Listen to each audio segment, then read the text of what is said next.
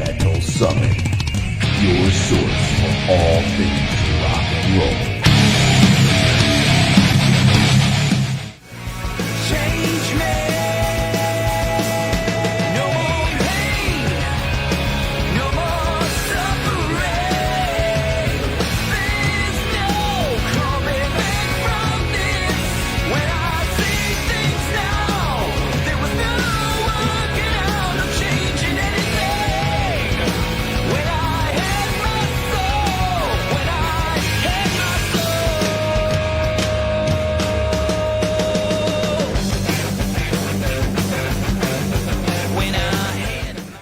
And here we are. Thank you so much, guys, for joining us tonight. How you guys doing? One more How episode. about you? One more episode of Metal Summit. So Bobby disappeared.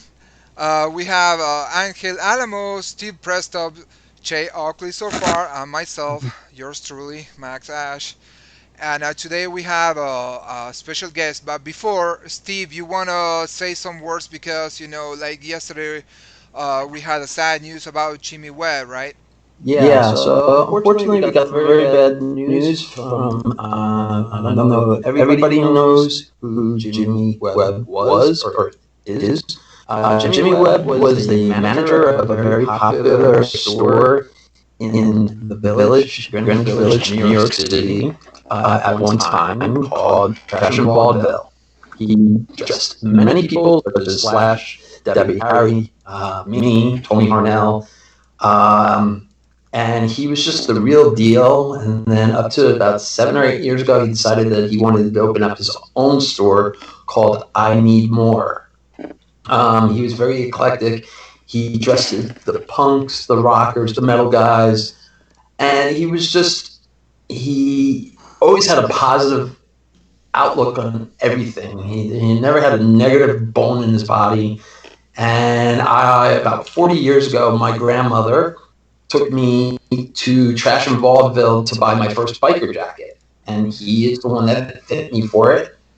I was like almost 6 years old and everything. My grandmother said because I told her I wanted to look like Fonzie.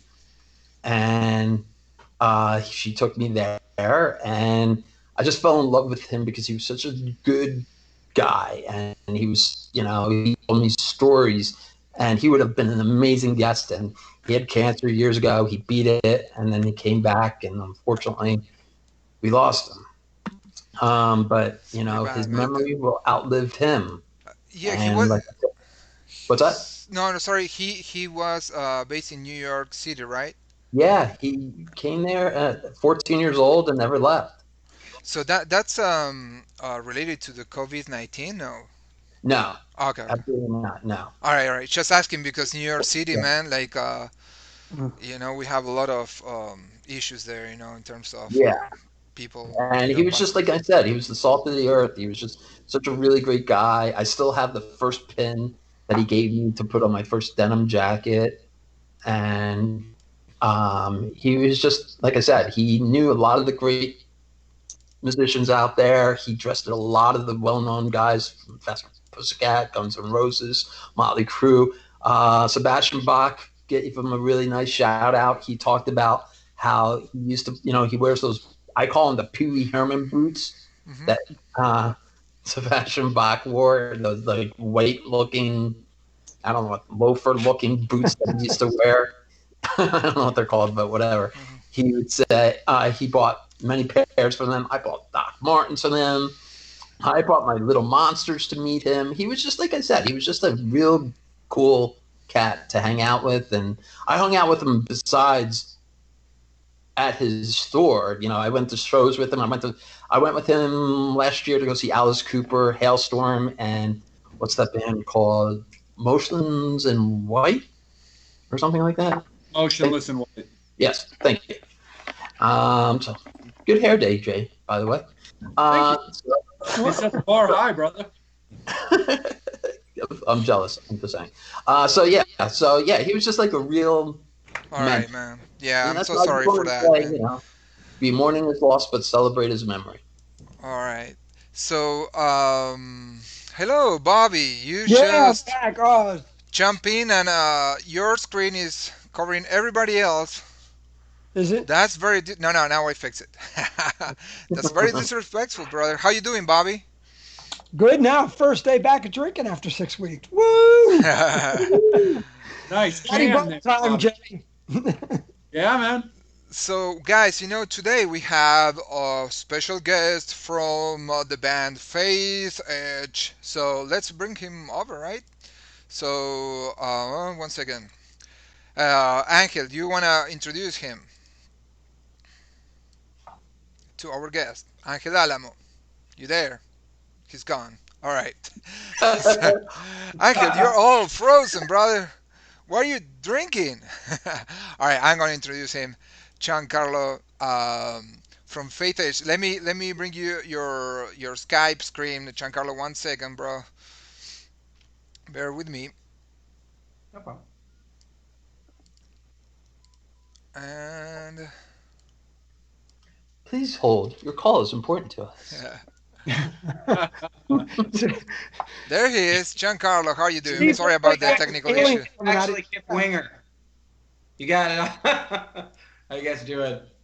Doing good, man. How about you? Thank you for joining us. Yeah. Thanks for having me. All right, one more thing I need to fix, please. Nobody talks. There you go. Now we're good. I got to tell Angel something though. He just is he not there? No, he's frozen. He left. Just in the best part of the show, man.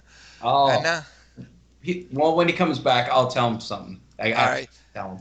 So, Steve, please, you're Yeah. moving a lot, and your Sorry. screen is going up and down. Cool, guys. So, who wants to start? I'm sorry that Angel, uh, invited you. He's the host of this episode, and now we're having technical difficulties with his connection. But anybody, Giancarlo, why don't you tell us a little bit about the band? Faith Edge. Tell us all about it. We just at the beginning of the show. We watch a little bit of a video, like it's a lyric video, right? What's the name of those lyric videos? Is that correct, lyric video? The new ones, yeah. That we just put out a couple from the last album. We did Angelic and Back from This. Okay. Those have been doing good. We got like 250,000 views. If you Wow. like, doing really well. Awesome, So man. the label's doing better with some of the, they're kind of getting more melodic with Scarlet. They were more like a thrash label when they picked me up, like Okay. in 2011. And now they're doing more melodic stuff like Frozen Crown and stuff like that. And it's doing well. They're doing really good. Vision Divine and Royal Hunt and bands like that. So Yeah, so um, let me I'm working on the. 1 second. I'm working on the latest album, right? That's from last year, correct? From yeah, I believe for 29. Patch. Mm-hmm. All right. And who are the members of the band? What are the guys? So me, of course, on vocals, and I songwrite. I didn't play guitar on the new album. I did on the other three. Alex DeRosso plays lead guitar. He used to be in Dokken. I Wow. saw him at Dokken. Yeah, he's really good. So he did all the guitar work this time. I wrote it, and then he transposed it into his style and did all the guitars in Italy at his studio and did a phenomenal job. He's so good. Tim Gaines, of course, from Striper. Yeah. He had his falling out with them. And Matt Starr from Ace Frehley and Mr. Big Yeah. on drums. And we had Alessandro Del from Hardline on the last album, but he wasn't on the new one. But we're mending our relationship, him and I. It wasn't a huge falling out, but there were some things that, we're good now. So, Alessandro. And previously, Fabrizio Grossi played on the first two albums and produced them. He was with Starbreaker with Tony Hartnell. So Tim Gaines took his place, and we had a studio drummer. And Eric Rainio played keys on one of the albums too. Oh, So, wow. but the new lineup has been stable for the last with Tim Gaines and Matt Starr. Wow. Angel, sorry, 1 second. Hey, Angel, you are live now. Yep. There are a little bit of Yep, I'm noise back. on your microphone. Is Oh, he hold on, back? let me. Yeah, Angel is back, and Yeah. I hear some noises on your mic. Sorry, Angel. Okay, hold on 1 second. Okay. No, just had the PC crash. I've been there. Yeah. Okay, I'll be back on in 1 minute. Okay. All right. Sorry. No worries. Sorry. It happens. Bobby, do you have a question? Yeah, so I got to ask this. Me, one being a huge Striper fan, and I've known the guys since '82. How did you inquire Tim? So I met Tim Gaines when I was 21 years old. I worked at somewhere in Fullerton, like at a credit bureau, and I met his ex-wife. We became friends, and I became friends with Tim, and I've known them ever since. It's about 20 years ago. So when Fabrizio used to do a lot of like more Frontiers type productions, and he was getting into doing other things, more blues based. So Bob wasn't going to play bass on the album, but we're good friends. We're like family. Everybody kept saying, Tim Gaines, why don't you ask him to play? Why don't you ask him to play? And so I asked him. I sent him a song on the third album, and he was in, and he's been playing with me ever since. The Striper Falling Out came out after, and there was a lot of speculation on what was going on. So I had an interview set up with KNAC.com, and I brought him onto the interview with KNAC, and that's when the big press blowout happened about a year and a half ago. Yeah. Tim announced the departure from Striper, and that interview went nuts for like 3 months. I had drama in my life. But after that, everything was good, and the album spoke for itself. So very cool. Tim's family for a long time. Yeah, and what about Matt Starr? He's amazing, man. Matt, same thing. I met him in Fullerton. I was doing a club gig for an 80s cover band. He came in, sat in one night, and I was like, he has to play in my band. Yeah, so, Matt's... Can you see that? Can you see that? All right. Can you see that on the back of my screen here? Let me bring it closer. Let me see what you got. Obviously, I can see somebody bending over. That's concerning. Yeah. Oh, you got one of Matt's bass kicks. Oh, that's cool. An Ace Frehley bass kick. Did he autograph that for you? Yeah. So this is from Atmore, Oklahoma, 5/25/19, and it's to my friend Max. Says, very cool. Matt is a great guy, and he plays. Look, we were working on our video, and he said the most beautiful thing. He said, the singing is the most important part of the band. As soon as he said that, I'm like, I love you. But he understands when to play and when to not play. Gotcha. And he sings and he plays guitar. I mean, Matt's amazing. I love working with Matt. Great guy, too. Awesome. It was kind of funny. The last time that I was interacting with Matt, he was playing down here in Baltimore with George Lynch, and wow. He and I'm a big Beautiful Creatures fan, so I wanted to talk to him a little bit about his time that he spent in that band and stuff like that. And I was wearing a cutoff shirt like I'm wearing now, and from a previous time that I met Vinny Appice, his manager talked me into getting him tattooed on my shoulder, which I ended up doing. So at one point, Matt was having a hard time getting his kit set up, and he's like, he sends somebody into the restaurant of the venue to find me, and they're like, Matt Starr needs you. And I'm like, the fuck does he need me for? But okay, sweet, that's Matt Starr. And so I go back in, and I'm talking to him. He's like, hey, can you help me get this set up and this? I was like, yeah, sure, no problem. And I'm setting up this, and I'm setting up that. And then I was asking him a couple of questions. He was like, do you drum tech? I'm like, no, dude, I'm a bass player and a guitar player. He's like, oh, I thought you were a drummer because of your shoulder. I'm like, that's a whole nother story, dude. Right. That's awesome. He's great. He's a cool cat. It was just funny. I'm pretty fortunate. All these guys are down to earth, which is hard to find in this business. Everybody does their part. Everybody's professional. Nobody has an ego trip. I mean, it's great. I'm really fortunate, and they're great, and they're like family to me, which is a plus. Very cool. And Matt and I share the same haircut.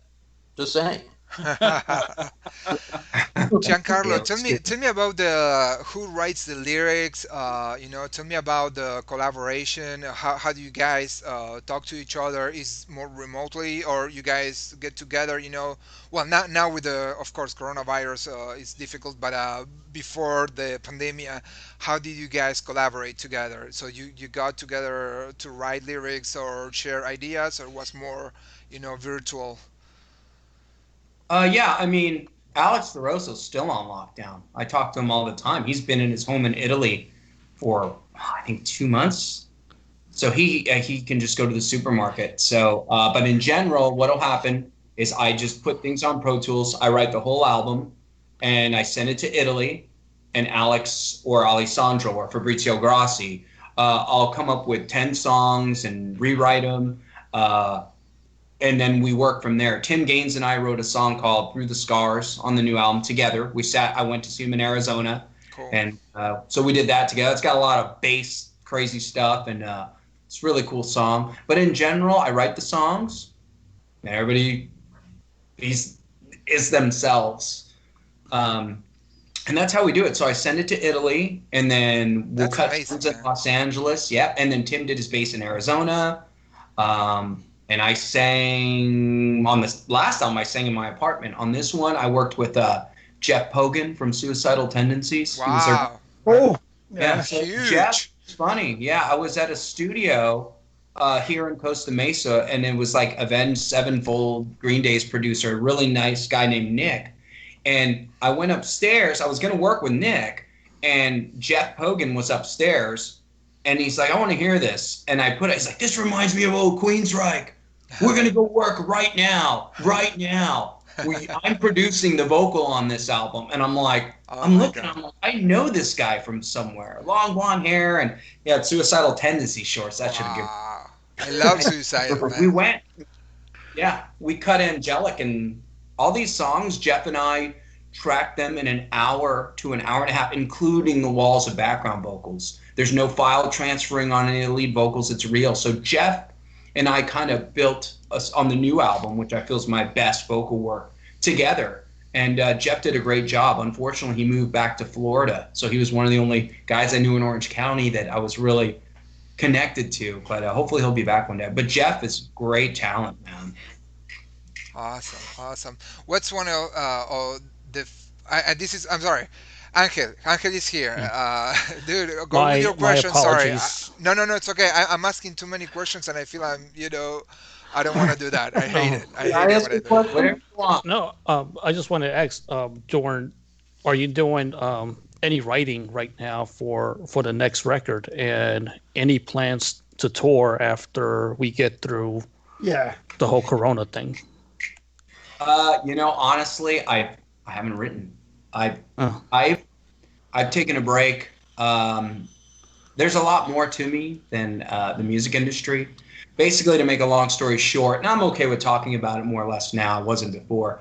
I went through a very rough time about 20 years ago in the music business.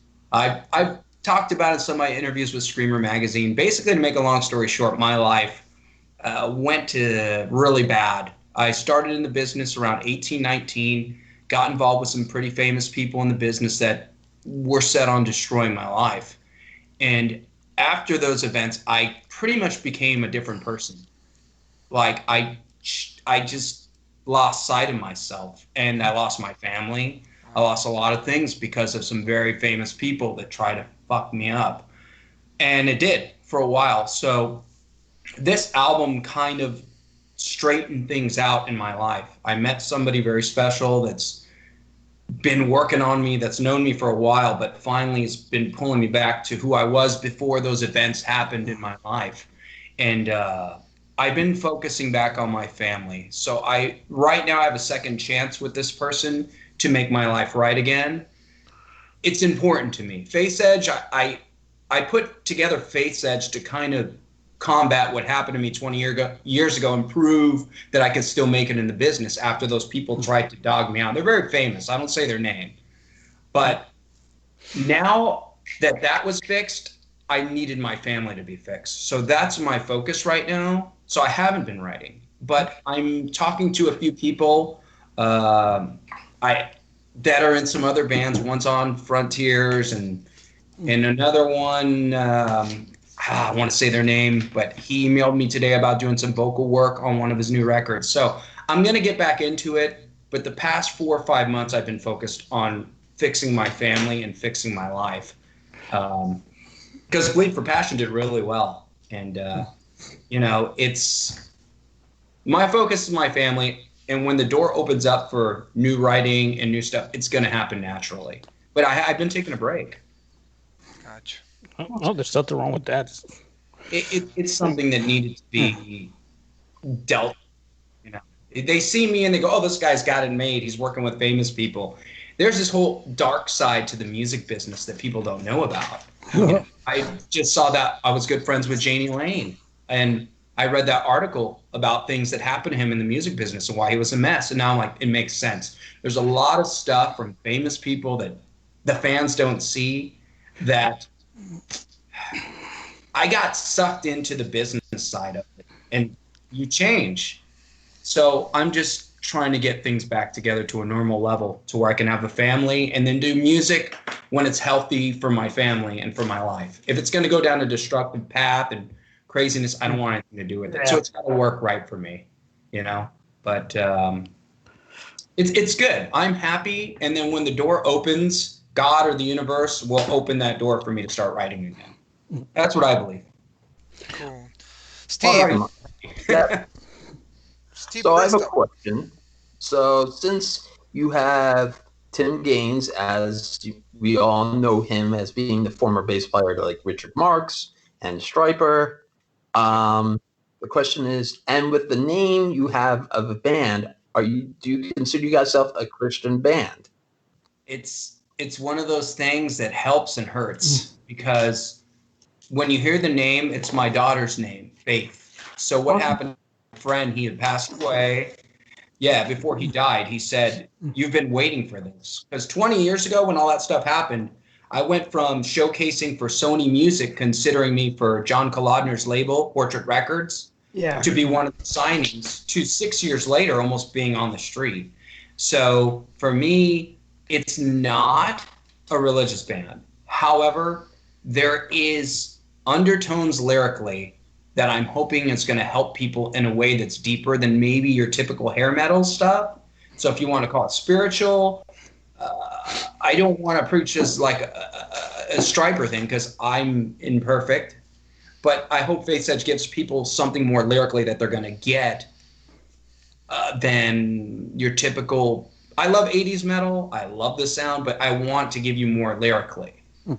Whether you want to call that like a Christian influence or not. I just want to give people more than what they would get from other bands. Okay. Bobby Dre. Yeah, I mean, I know the whole big falling out probably from what you had and what Tim had as well. And yeah, I got a lot of heat for that. Yeah, it's a lot of, dog eat dog. And, I'm good friends with Adam Reaver, who has FU Tone, and a lot of, the people you mentioned are artists that he works with. I've been in the industry since the, early 80s. And it's cutthroat. I got out of it for 10 years. I didn't even pick up a guitar. I put it down and just said, man, I just walked away from everything. And, but right. I understand where you're going from, and I came from a background of a very religious background. Through the early end of Stryper, I used to work out of New Jersey for Rhodian for Come Alive Ministries. They did all the big Christian concerts and everything all through the 80s and everything. And boy, you want to talk about dog eat dog. Yeah. Yeah. That's an industry in itself. But where I'm trying to go with this, so you kind of sound like you're doing like what John Anderson did with Yes. Keeping things positive, deep, there's a lot of negativity in rock and roll, Right. But, it's always good to have something.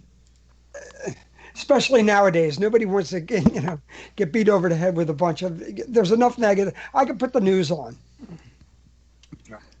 Or you could talk to my ex-wife. Oh, Oh! Here's a good thing that I learned. If you look through my bio, I've worked with some people. I used to work with Juan Crocier from Rat. So all the background vocals you hear on my albums, Juan from Rat told me and showed me in the studio how to align background vocals. He was the one who taught me how to set up, sorry, I'm Italian, I talk with my hands, to set up layers of vocals. I didn't know how to do that until I worked with Juan. I'll never forget being 22 and I was working at his house. And when you walk into his house, he's got a Rat. It says 10 million sales for 10 years from Atlantic Records, like a big framed thing, okay? And we're standing there and he looks at it and I'm like, wow, that's amazing. He goes, you know what, bro? I wish I would have written more about partying, less about partying, and more songs like Lack of Communication and things like that. I'll never forget him telling me that. It's not that he regretted some of the lyrics. It's just, it's the same thing like Janie Lane, Cherry Pie. It was his biggest hit, but Listen to Dog Eat Dog and all these brilliant albums he had. So when I'm trying to write, I try to think 20 years in advance. Is it going to mean something to me? So I learned a lot from the guys I work with. So whenever I'm writing, I try to make sure it's from the inside and not just something I'm trying to get because it's hooky. You know, you got to have hooks, but does it mean anything to you? Because that song's going to live with you forever. So I try to keep that in mind when I'm writing. Cool. Jay. Yo. Anything? Yeah, the fact of the matter is the majority of the music public, you know, they want their rock stars to be the kind of rock stars that they don't have the discipline to be. And that's kind of, especially coming out of like an 80s rock scene, it was a style over substance kind of thing when it came to a lot of that. So it's a good way to like, you know, for people to like stub their toes on, you know, getting stuck and being remembered for things that don't necessarily have the same relevancy now that they do. So I think that's really a good way for you to look at it, Gian, is exactly like, can I be happy playing or listening to these songs later? Because you hear plenty of stories about guys who write songs, whether they're goofy party lyrics or not. There are people that do have songs that they just detest playing, but they know they have to still play them live. Right. Exactly. I mean, that sums it up. You will have to live with that song. So make it one that means something, you know? Definitely. And so, and, you know, I want stuff that people can connect with. You know, I remember hearing Bridge by Queensryche or songs like that when it meant something. I connected with. Oh, for sure. And that's the one thing about music is it forms that connection and stuff like that. I mean, we're all professionals, but the fact of the matter is we're also all fans. And that's, you know, really what it comes down to with a lot of that kind of stuff. For the album, just touching back on that, is this the current lineup for the album? Is that the first album with this lineup? No, Restoration, we had it too. We just had Alessandro Del Vecchio on keyboards from Hardline. And he does all the Frontiers Records stuff too. He does the Revolution Saints writing, which I, strangely enough, was in their last video. I went down there, met Dean. We helped, me and my fiance helped do some work on the video. I'm in the Talk to Me video for like a few shots. And then we helped co-produce, like, help out with the other song. I think it's called When the Heartache Is Gone. So we did some work on that. So yeah, Alessandro was the keyboardist and produced the third record. But the lineup is the same, just without Alessandro on the last two. Right on, man. Yeah. I have another question. Sure. One of the things that stood out to me when I first saw the album was the album cover, which we know growing up, you would get a record. You always loved the cover. What inspired that cover? I mean, it's an awesome cover. That's one of the first things that just sticks out. Like, wow, an album with a cool cover. First of all, beautiful. First of all, Angel, before I answer your question, I've been wanting to tell you this. Thank you for defending me on Blabbermouth. I saw your post. Oh, cool.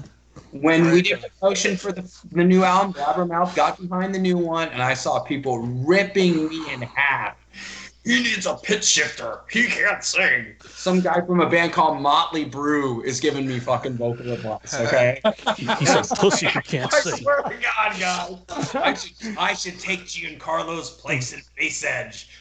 Oh, if he's Angel goes listening, on you're there a and, pussy. like, he's pumping me up like I'm amazing. Oh, he's so great. I'm going to interview. I saw that on Blabbermouth. Thank you, Angel. You're the man. Hey, no problem. That's great. We read this stuff. Oh, But anyways, I honestly, I was like, he's not going to read that. I did see it. So thank you. Thank you for defending me. Man, they went crazy on the first song. They like lost their mind over the lyrics. But, you know, Well, I mean, it's Blabbermouth. Points are gone and I won. So, Yeah. but the cover was done. You know what's amazing about believing in yourself or coming up with an idea? I had two versions of the cover. I drew them out on a little sketch pad at my work.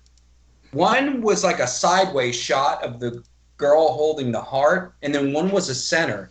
So Federico Mondinelli from Frozen Crown did the artwork. I sent it to him. He picked the other one, and he took my sketch, and he did a freaking amazing cover. And it's something where it connects. Everything connects. Like, it represented everything going on in the music business in my life. Like, everything that destroyed my life and the struggles I had to get Faithsedge out, and also the struggles of the music business with illegal downloading. So it's kind of like you really have to sacrifice to be in this business right now. And that's kind of what the cover represents. But everybody loves the cover. It's our best cover. I love it. Cool. I mean, speaking of covers, it's kind of got that Water and Fire look to them as well when it comes to those last couple of records as well. I love those. Right. There's always going to be a dark element to what I do. It's just a part of who I am.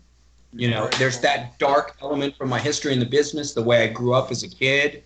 I was a part of almost like a religious cult growing up. I got out of that. So as much as people want to go, is this a Christian band? You hear like a struggle between good and evil in a lot of my stuff. Yeah. So the cover, I mean, it looks very apocalyptic. Hey, guys. Nico, you did a great job on the cover if you hear this. And he got married, so congratulations, and his band is doing good. I don't know if you guys have heard Frozen Crown before, but they're like a prog metal thing on our label, and they just opened up for Dragon Force. Check them out if you haven't. Okay. So, Giancarlo, what's the name of the guy who did the cover of the album? Federico Mondinelli. He's the guitar player for Frozen Crown. Gotcha. Thank you. Wow. I just Awesome want cover. I call Be the Wolf, too, that's on our label. Very cool. Yeah, Very really talented guy. Very nice. I want to thank two comments out there. Well, actually, we have several. Francis Righty, Tom Davis, Narciso Lopez. Thank you so much for your comments and everybody who's watching out there.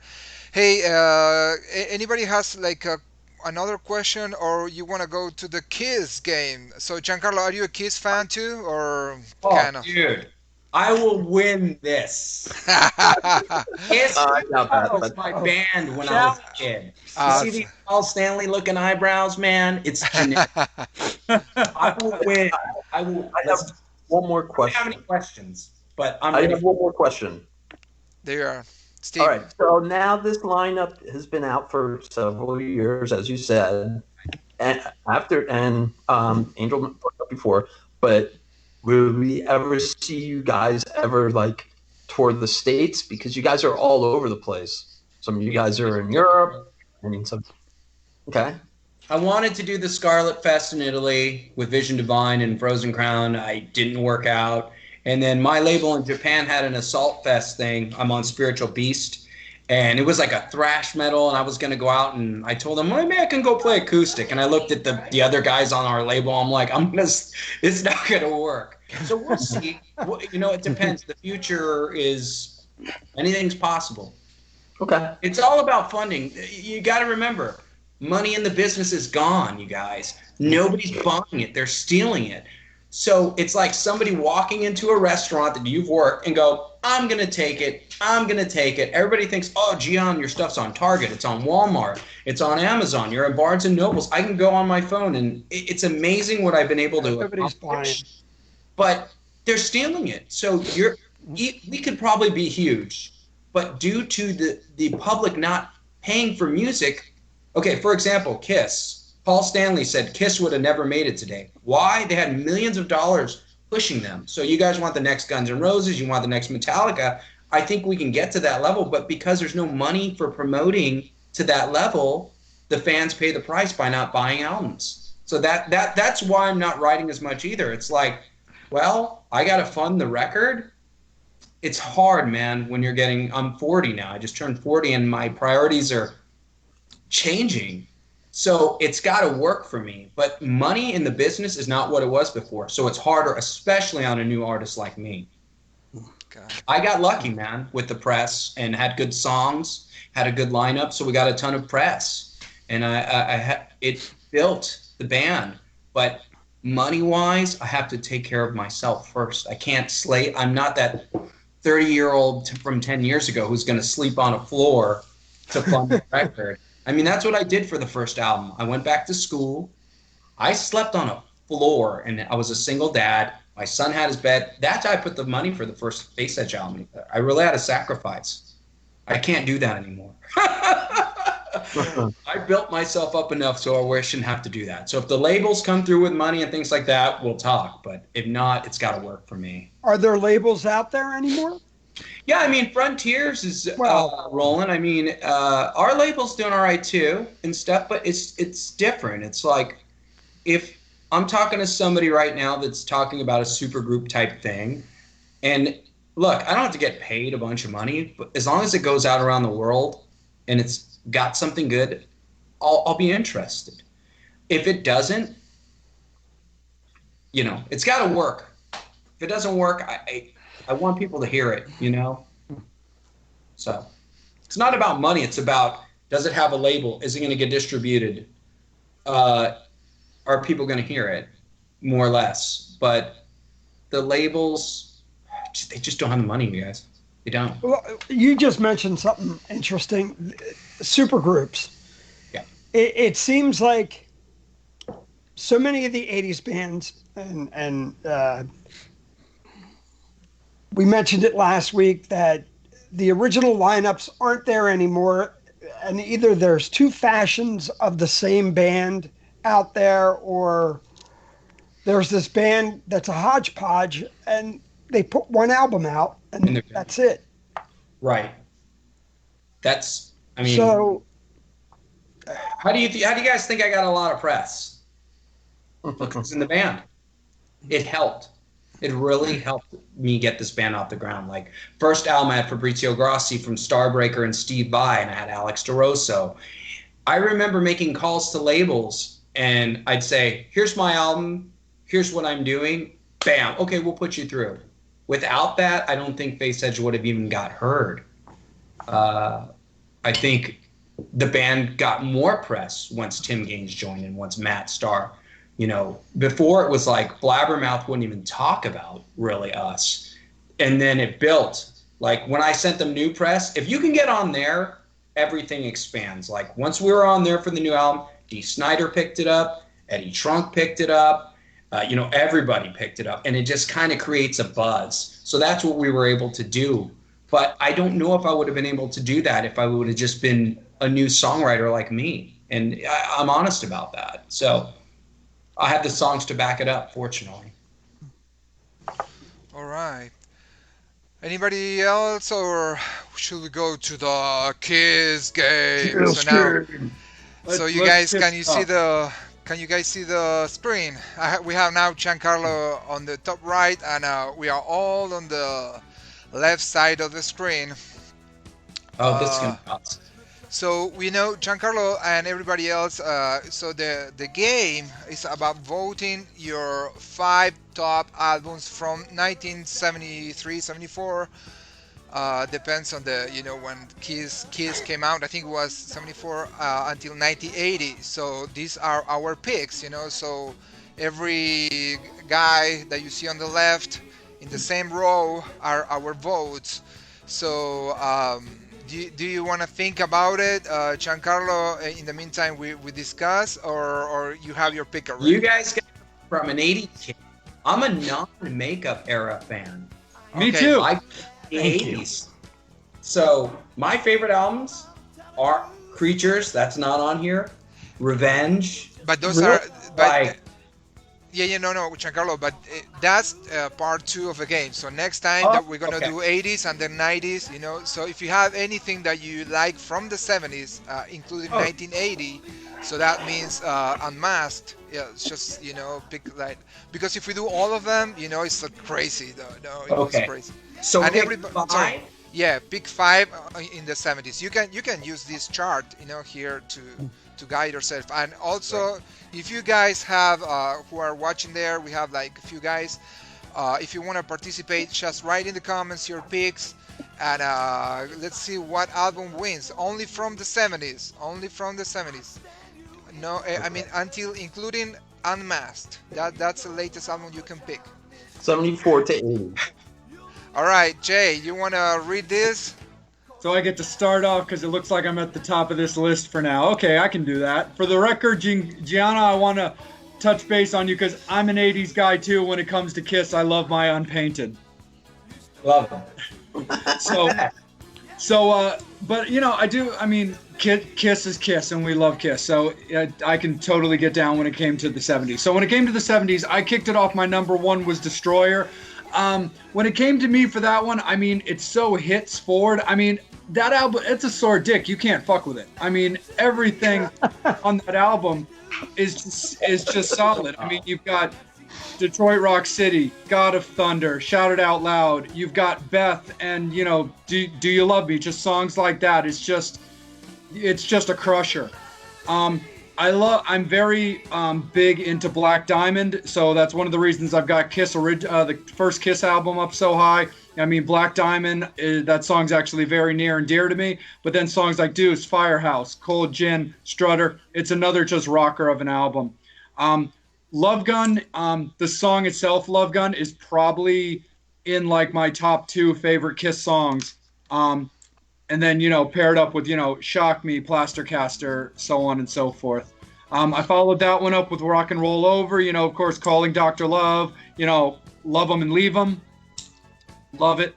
And I wrapped it all up right at the end of the 70s and 79 with Dynasty. That was kind of the one that I put in there too. Like, most people really aren't super stoked with like I Was Made for Loving You and the whole like Kisco kind of thing that they were doing. But, I like, I love my pop songs with heavy guitars. So that song really didn't bother me all that much. It was catchy. It was fun. And I think I took a chick home from a bar one time because of that song. You're an interesting character. Wow. Well, thank you. It's a good, interesting memory about Kiss. Steve. Okay. You wanna talk about your albums, dude? Okay, so we got Kiss Alive 2. The reason why I picked Kiss Alive 2 is that was the first album I ever got. And I heard Any Way You Want It. I know it's not it's a cover song, but it was just so catchy. I'm 5.5 years old, heard this song, and I was just like, oh my God. So I was like, wow, that's really rad, So that's why I picked that album, because it's just the whole picking the first, that's what got me to seeing them, 710 times later. Rock and Roll All Over, I would have to say Take Me, because I went to the Kiss Expo this past year when Ace was there and Lita Ford was there and John Bouvier was there and and Bob Rock and a bunch of other people. And Ace's band covered Take Me. And it was just like such a obscure song, and they did it so well. I was just like, wow, it was really, really awesome. Let me see. And then Kiss Alive, the first Kiss Alive, which I thought was really alive. I just liked the album cover, and it was just like, cool. And then, of course, Dress to Kill.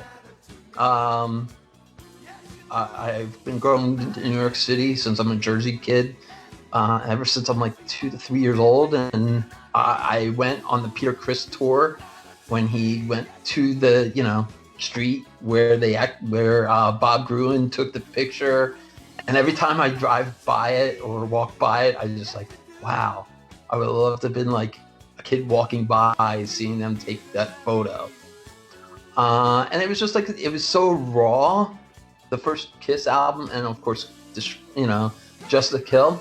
It just had some rawness to it because, how could I put this? How many tracks was it actually recorded on? And I'm not an engineer. It just had like rawness to it. That's what I liked about it. Right. And then, of course, Unmasked, I liked it because, first of all, I love comic books. I love the comic aspect of the album cover. And then also that it was the first album Peter Criss wasn't actually on. Anton Fig played drums on it. And it was also just, I kind of was like a little perverted kid. I just grew up a little bit as height-wise. When I heard The Naked City, I just started laughing. And, I was like, did they just say like naked? So I was like, that was like really cool.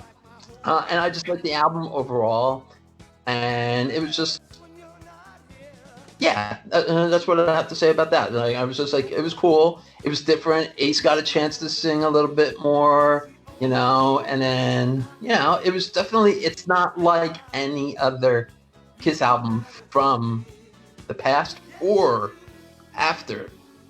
It was just nothing in between from 74 to present. There's nothing like it. A lot of other albums did have a similar style sound, but I think Unmasked definitely was different. Yeah, dude. Wow. Bobby, your turn, brother. So mine starts out with Rock and Roll Over, which was my first Kiss tour. So it was December 22nd, the Spectrum in Philly, which was the Alive 2 tour. But I got hooked on them. A friend of mine, so it kind of goes in a weird chronological order. I remember seeing Alive 2. A friend of mine, his brother got it for Christmas. And I got the originals that year. I didn't even know who Kiss was when my parents bought me the originals. And so I got that. Paul Lynde special for Destroyer blew my doors off. I mean, that will always be the iconic thing. The Alive 2, Rocket Ride, it's probably side 4 of that album that blows my doors off. And then the Love Gun album. As soon as I heard, and it was weird, when you hear songs, when you're 13, 14 years old and you hear songs like Plaster Caster, you have no freaking clue what it's about. For a few of these songs. Some of the lyrics you go, yeah. It's so interesting, the sex education we got from listening to Kiss. And we had no idea what it was about. Oh, that's pretty cool, man. Angel. Okay, I picked Destroyer for the same reasons that Jay did. Love Gun, it's almost, that's when Kiss was really at their peak, before they went through all the drama and everything, and they still perform songs from that album to this day. The first album, like I said, it's a good way to start. I mean, the records have gotten better, but that's why I picked the self-titled album. Dynasty was it's an album that, even though it came out at the end of the decade, that's when Paul Stanley started writing songs with Desmond Child. And we know that's a partnership that continued in the 80s. Desmond would go on to write with Aerosmith. Paul Stanley suggested John Bon Jovi to him to do writing. So it was almost like it's the end of the decade, but the beginning of things to come. And I picked the Paul Stanley solo album because it came out the day before my birthday. No, I'm just kidding. No, but I mean, How cool is that? It came out September Very cool. 18th, and my birthday September 19th. Nice. But with Paul Stanley, people don't realize what a great songwriter he is. They look at him, they see the rock star that puts on the makeup, entertains people for 2 hours, but they fail to realize that he focused it a lot on the songs. And if he didn't, and if he wasn't that kind of songwriter, I don't think Kiss would have lasted. So he is somebody that he's focused on. Hey, let's make sure it's a great album, great songs. Got to give him credit for that. Cool. Yeah, I love it. I love all the albums. So my pick is what you see on the screen. You know, the first album, second album. You know, Kiss. I have a problem with the first albums of all the bands. I'm a freak, and I love Motley Crue first album, Kiss first album. You name it. My favorite albums probably of my favorite bands are the first ones. And then I have, like some sort of obsession with the first album of Kiss, and I have it, there are so many different versions of it on vinyl. You have the first press without Kissing Times, then you have Kissing Times with the sticker, second press, and so on. And then you have, different versions, different years. So, I think I have them all, like probably, 10 versions of the first album in vinyl. Then Hotter Than Hell, it's like, it's one album, with two, double. And then of course, Kiss Alive is, what they took them to the top. Rock and Roll Over is like, this part of my soul. And of course, Dress to Kill. I'm a huge fan of the first, couple of years of Kiss. I have a problem with that also. I cannot. Everything else, it's okay. Probably the opposite of Giancarlo. I love all the Kiss albums, all of them from the beginning to the end. But my favorite part of Kiss is at the very, very beginning. It's like the magic was there, anyways, Giancarlo, do you have enough time to pick your? If you need a couple more seconds, I can see how the rank is going, because every album, if we pick it first, it's at 5 points. Second 4 points, third 3 points. I have to pick 5. Yeah. Okay. Take your time if you. Oh, need you a can few pick minutes. just 1 or 2. I'm gonna do 3. There you and go. Then throw in. Okay, so I'm gonna say Paul Stanley solo album. Cool. Great songs. I love Paul's voice. I'm not the biggest Gene fan, so I'm the kind of guy that would skip over the Gene songs. What are Like you Naked talking City. about? Next. Really? I just like Living in Sin? Paul's Oh my voice. god. And most, I dig God of Thunder. I dig the darker side of Gene, but like the creepy version and sexual Gene, it's gross. So Paul is more. Look, I'm a singer-songwriter. I can connect to him more. But like I saw Kiss playing Christine 16 in front of a bunch of Italian kids. It was weird. So those songs, I just don't connect with them. I did as a kid. Now, as you're older, it's like kind of weird. Anyway, so Paul Solon, fantastic. Got me through some rough times as a teenager. I'm gonna go ahead and put Dynasty and Unmasked in there. Why? Paul's voice was getting stronger. His songwriting was getting sharp. The production, man, it lost its edge. But I think if they would have brought in another producer, check out Easy As It Seems on Unmasked. Listen to like the stuff on Unmasked, Paul's songs. If the production would have been more of a rock edge, I think that album would have been. Whew.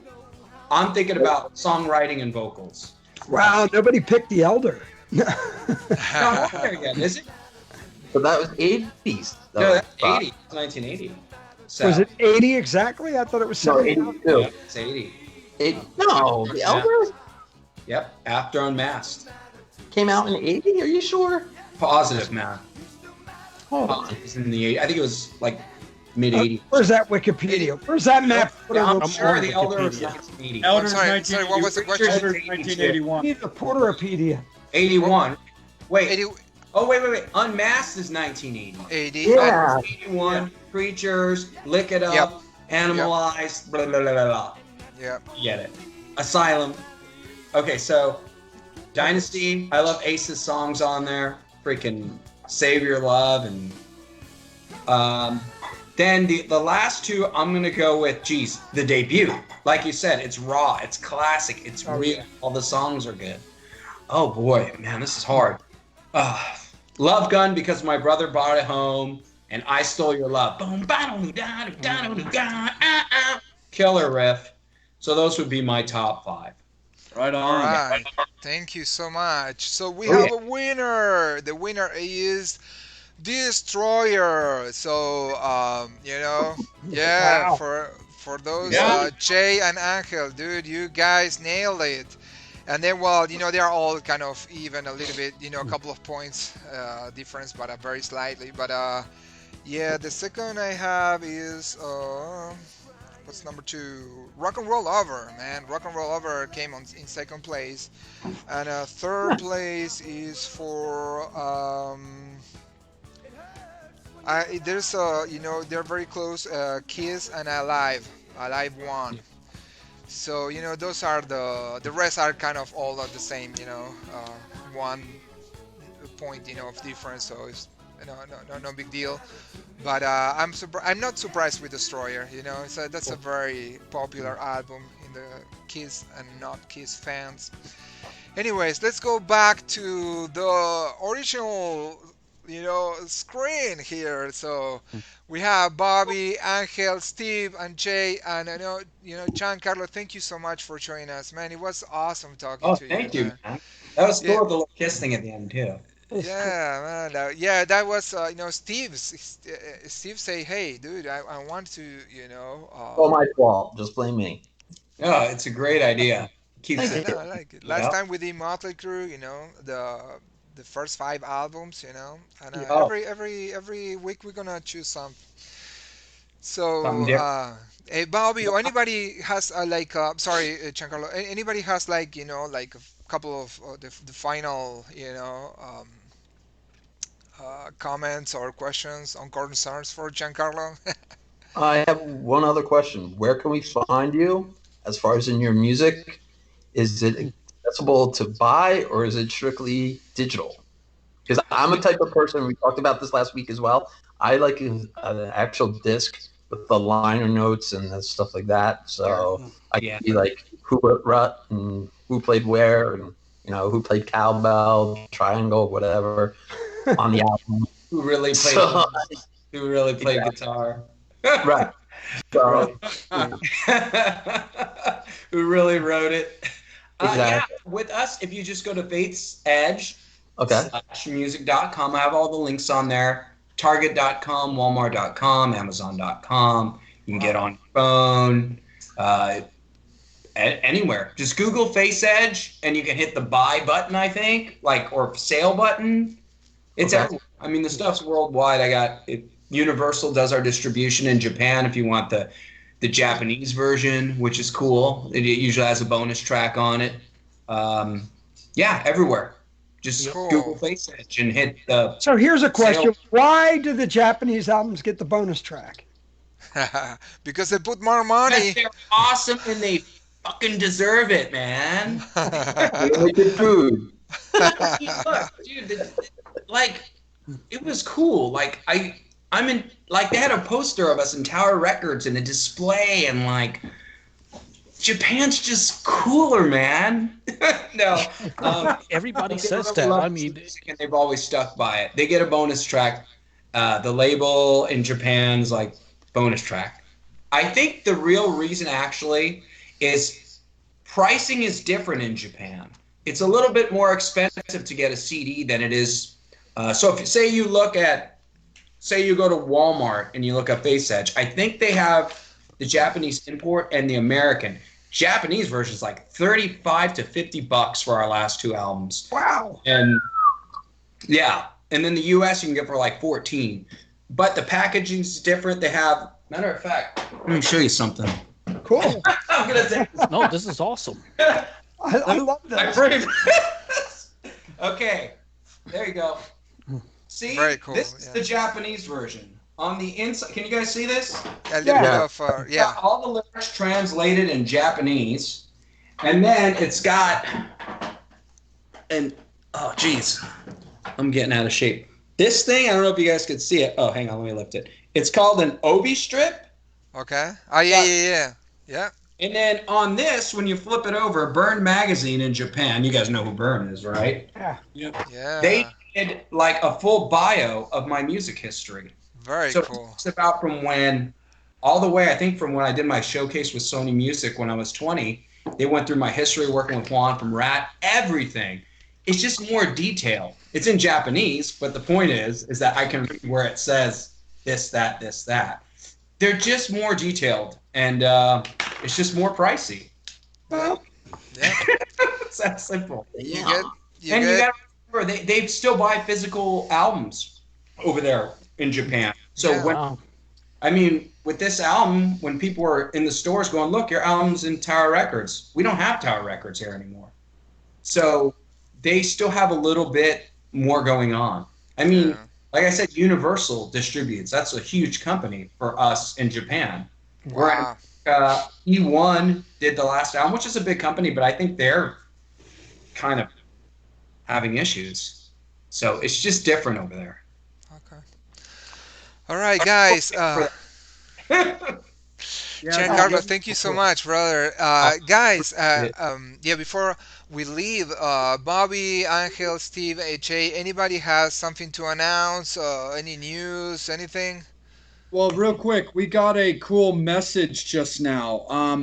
One of the fans that's watching this, Jamie, Gian, you made a real impression on this guy, dude. He's really digging how real you are, how true you are, and the passion of your music. He messaged, he bought all your albums during this interview. Yeah. right.